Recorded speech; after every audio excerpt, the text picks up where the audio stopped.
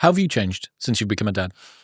Just the outside stuff doesn't matter as much. Like I just care about like how my wife, my daughter, think about me. Like if my wife and my daughter are happy with me, like if my daughter's happy with me, I can even deal with my wife being pissed. Like, and then everything just gets a little bit smaller. You're it's like yeah, it's just amazing. It's like the only thing you think about all day, pretty much. Yeah, just that little girl. And it's just really awesome. And you've become like a real person. I'm not saying you're not a real person, but like there's a difference. Like once you have a family, like you're invested in the world in a way different way. And you become like a real human being. Like even on stage, the second I mention that I have a kid, like my relation to the audience is completely different. I'm not just some asshole with a fucking part in my hair, like talking shit about all these things. Like everything actually impacts me. Publicly masturbating. Exactly. Like, look at how great I am. Yeah, what an asshole. What an asshole to do that. But now that I have a kid and like anytime I bring up some trans shit or some vaccine shit, it's like, no, I have an actual reason to do that. You know what I mean? Like this impacts. I've got skin in the game beyond just my own sense of being important. Exactly. So it's a beautiful thing. Like I think it brings out like the best version of people.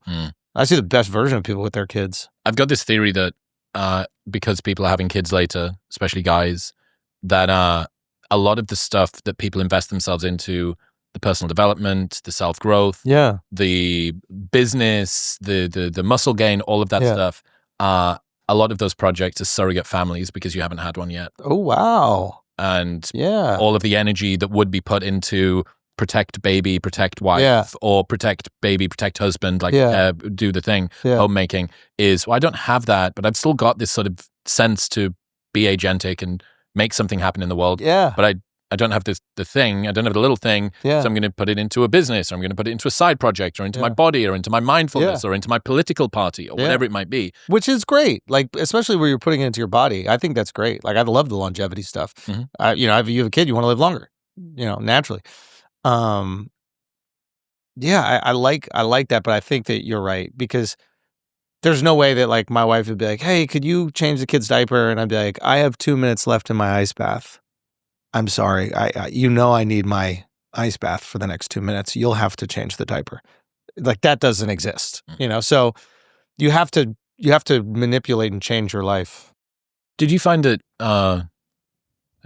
some of the more egotistical or like self-centered concerns that you had and things that you used to sort of worry yourself with dropped away? Was it almost like you sort of cleansed yourself of that because you've got something that is so dependent on you, that worrying about, have I optimized my ice bath? Where am I at with such and such? It's like all of that fluff gets stripped back because you're just looking after the kid. Yeah, like I would say like any kind of longevity stuff is just so I can play paddle. Do you know paddle, the sport? Yeah, like so like anything about me, like I go to like PT and I do all this stuff, but it is just so I can continue playing this one thing, which is like a beautiful moment of distraction that takes me away from the lovely anxiety of bringing a human being into this world, but there's this thing. And also like every single day you feel purposeful.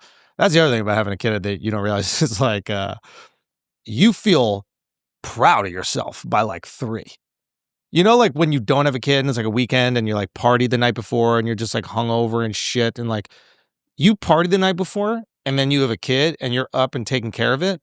By like noon, you're like, I'm the man. Like, I should party some more. After alive. Yeah. Like there isn't this like guilt and shame that you put on yourself. Like, what am I doing with my life? Why am I endless need to always be creating stuff in the world because you've already done the creation thing. Yeah. Like I probably drink way more now.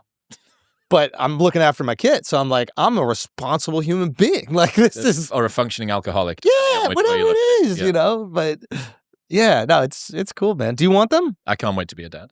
I absolutely can't wait to be. What's your process with that? Like, how is it hard to meet people? Like, you're obviously a successful, handsome guy, charming, smart. Like, do you find it difficult to connect with the women? It's weird dating when you're a little bit older. Like, I'm 37. I was 37 last week, and that's an interesting one because the longer that you wait, the kind of higher that your bar gets, and it's this sort of sunk cost fallacy thing where you think, well, I've waited this long. What's the point? Things you want to settle. The things have to become more perfect, which in itself is a difficult circle to square because you also know, well, fucking clock's ticking, dude. Well, hurry up. Think about that. So the older you get, the higher your bar is. And the older a woman gets, the lower her bar is. Because she's running out of time. So it puts you guys in very difficult situations, right? And there's this crazy societal expectation like women's moms really put on women, like, you got to get married. Like the second they're fucking 11, they're like, you got to get married, you got to have kids, you got to, like, this pressure. So I think women's greatest fear is being alone, not being with the wrong person. And our greatest fear is being with the wrong person. Like I didn't meet my wife until late for the same reason. I was like, I don't want to settle. I don't want to be with somebody. Mm-hmm. You know, like I figured out more or less how to like date, and like I figured out like kind of like what that person wanted, and I can kind of like be that version of that, but it didn't make me happy, right? Which I imagine you've probably gone through in your life. Like, you know, you probably had tons of different girls. You're like, oh, this girl needs a listener, or oh, this girl needs this, but you're not being you, so you're not going to connect with that person. But the tricky thing is that women, because they're so afraid of being alone, I think a lot of them, they end up being with guys they don't really like.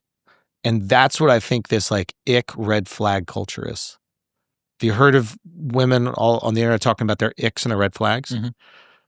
When you're with someone you don't like, everything about them is irritating. So you don't actually have the ick. There aren't actually red flags. Oh, I don't like a guy when it's raining, he raises his shoulders. You know, I don't like a guy who like yawns without his hand in his mouth. Like these stupid things that really would never impact how a girl feels about you. You just hate the guy you're with, but you're terrified of being alone. Because if you like the guy, that would be cute. Everything we do is cute. The amount of, like, my wife watches me pick my nose, ball up the booger, and just flick it out of the playpen because I'm playing with my daughter. And she's just like, that was disgusting. And it's fine. It doesn't impact how much she loves me at all. I'm farting left and right. I'm doing all these disgusting red flag ick things, but she loves me. So it doesn't matter. You know what I mean? Mm-hmm. And I think that, yeah, like I never understood this like ick red flag culture. I was like, are women just like annoyed with us? What the fuck is going on? No, they don't want to be alone. And they're with guys they do not fucking like. It's a huge issue. Well, there's a problem. Someone gave me this piece of advice not long ago. They said, do you want to be a dad? And I said, yes, I can't wait to be a dad. Yeah. They sort of waggled their finger in my face. And they said, make sure that you fall in love with the girl, not the institution. Yeah. And the point being, if you want to be a dad or if you want to be a mum great advice. You can, what was it they said? With rose-colored glasses on, red flags don't look red. Like if you just want the thing, I want to be a dad, I want to be a mom, I want to be married, I want to be not alone, whatever the thing that you want, you're able to, not so big of a deal. And it's like, you're not getting married to marriage, you're getting married to a person. Yep. You're not having a baby with the process of childhood, you're having a baby with another human. That's a great piece of advice, dude. That is like, that's magnificent. And it's so true. You got to find that connection with that person where even if you didn't have kids, you would be happy. You just love that person. And then kids are these blessings because that irritation will build. I'm sure you've dated people that like you thought you liked in the beginning and then eventually it wasn't there. And it's just like every little thing drove you fucking crazy. Mm-hmm. And hopefully at that point, we start going, I don't want to be with you. Or we just treat them shitty, which is the worst version of it. Hoping that they'll like, it's the equivalent of you can't fire me, I quit. But it's trying to get the other person to realize that. Yeah. I'm not going to fire you. I'm going to make you quit. I'm going to be a coward. Yeah. That's, Yeah. I had a conversation with a friend a little while ago, and he had this sentence where he said, all my life I was worried that I was a coward. And then he had a sequence of really, really tough events happen to him. He said, I always like surrounded myself with hard men. I always thought I was a bit of a hard man. And, I did martial arts and, I was like around people that were like special forces and stuff like that. It's like, but I never really, really tested myself.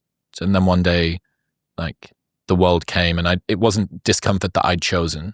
It was discomfort that was forced on me by the world, maybe like having a fertility or whatever. And he said, all my life I'd heard my better self clearing his throat in the room next door. And one day this thing happened and he was like, I wonder if he's going to kick the door in and fucking stop coughing and come through. He was like, he did. That's good. And, but courage. Yeah. I think you can pretty much like your life is kind of restricted by the amount of courage that you're prepared to deploy.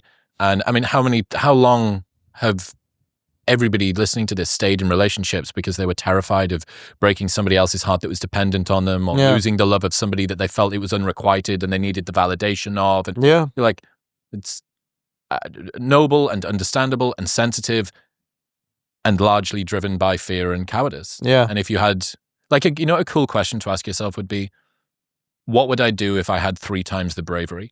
Like, what would I do? What decisions would I make? If I was like 3 times as brave as I am? Well, a lot of times we think that it's not a lack of bravery, but it's too much compassion. Like breaking up with this person would be too hurtful for them. And we don't realize that like being with them when you don't like them is actually way more hurtful. And we don't even realize it's this bravery deficit. We're like, I'm too nice. I'm just too nice. I don't want to hurt her. You're being a pussy. And we've all been pussies. I've been pussy tons of fucking times. And then we'll like retrofit justifications. We're like, no, man, it's about being loyal and committing to something. It's like, you do that when you find the right girl. When you find the right girl, you commit to it and you work everything out. And that is another thing too. It's like marriages, you look at in movies and shit like that and you think it's just, this is just going to be super sweet and perfect and every single thing. No, it's fucking hard. When you do it with the right person, you're willing to work through all those difficult times. And then you get confidence in your ability to work through difficult shit. You two against the hard, not you two against each other. Before we continue, if you've been feeling a little bit sluggish or you haven't been performing in the gym or the bedroom the way that you would like, your testosterone levels might be the problem. They play a massive role in your energy and performance, and being able to see them charted over the course of a year with actionable insights about how to actually improve them gives you a clear path to making your life better, which is why I partnered with Function, because I wanted a smarter, more comprehensive way to understand what's happening inside of my body. Twice a year, they run lab tests that monitor over 100 biomarkers, and their team of expert physicians will analyze the data and give you actionable advice to improve your health and lifespan. Getting these lab tests done would usually cost thousands, but with Function, it's only $500. And right now, you can get the exact same blood panels that I get and bypass their waitlist by going to the link in the description below or heading to functionhealth.com/modernwisdom. That's functionhealth.com/modernwisdom. Thank you very much for tuning in. Ooh, tasty Andrew Schulz. Want the full meal from that little appetizer? Right here. Full episode. Go on. Press it.